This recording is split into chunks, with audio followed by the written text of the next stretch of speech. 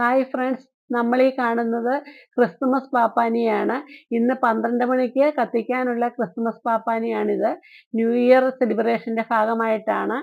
അപ്പോൾ ഇത് 12 മണിക്കാണ് ഇത് കത്തിക്കുന്നത്. ഇത് പത്തനംതിട്ട കാർണിവലിനോടനുബന്ധിച്ച പ്രോഗ്രാമിൻ്റെയാണ്. ഇത് 12 മണിക്ക് കത്തുന്നത് കാണാമേ.